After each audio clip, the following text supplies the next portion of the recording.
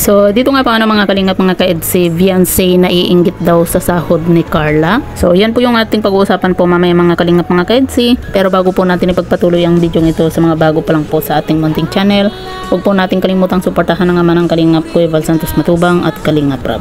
At paunawa panoorin po muna ang full video bago mag-comment para malaman ang nilalaman nito. So, dito nga po mga kalingap mga ka-EDSI, talaga namang hindi po mawala-wala po yung mga basher na ito, At ayan nga po mga kalingap mga ka-EDSI, talagang kahit na itong si Beyonce na kumaga tahimik lang, kahit na marami po dyan na naglalabas ang mga komento na hindi po magaganda po sa kanya.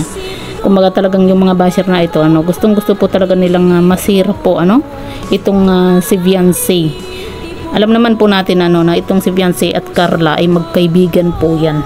Kaya sana iwasan po natin yung ipagkumpara po itong dalawang ito, dahil nakikita naman po natin na talagang close po itong si Beyonce at Carla. Kumbaga sa kanila wala pong problema, yung ibang mga fans lang po talaga. Siguro hindi po yan talaga solid fanatic ng EDSI at saka ng Jomcar, kasi kumbaga gusto lang siguro nilang pag-awayin po yung mga fans po ng Jomcar at ng EDSI nga po.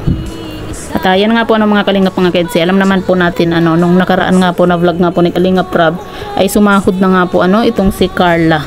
At syempre masaya po tayo dahil nga po sa malaking tulong din po yun para kay Carla yung kanyang sinahod sa YouTube channel.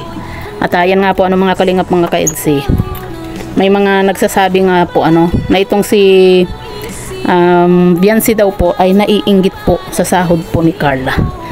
Paglilinaw lang po mga kalingap mga ka-EDSI, hindi po naiinggit itong si Beyonce sa sahod po ni Carla, kasi mismong si Kalingap Rab na po, kumbaga kay Kalingap Rab na po nang galing na sa ngayon, sabi nga po ni Kalingap Rab, wala pa pong balak itong si Beyonce na mag-vlog. Ibig sabihin, talagang focus po itong si Beyonce muna sa kanyang pag-aaral.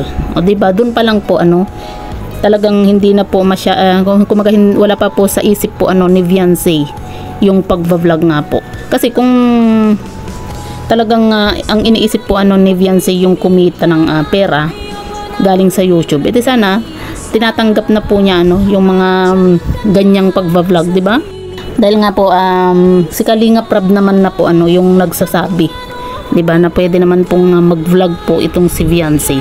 Pero sa nakikita po ni Beyonce ay ni Kalingap Rab nga po dito kay Beyonce, kumbaga 'di ba sabi nga po niya, itong si Beyonce ay kumbaga kontento na po siya kung anong meron po siya.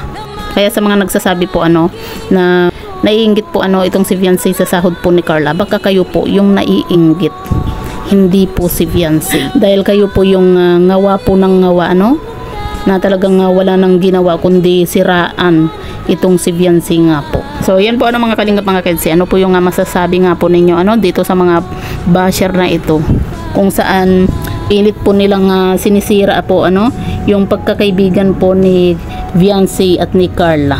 Pero ngayon kasi parang ayaw ni Beyonce mag-vlog pa, parang support sa parang gano'n. May support na lang tayo sa Kalingap.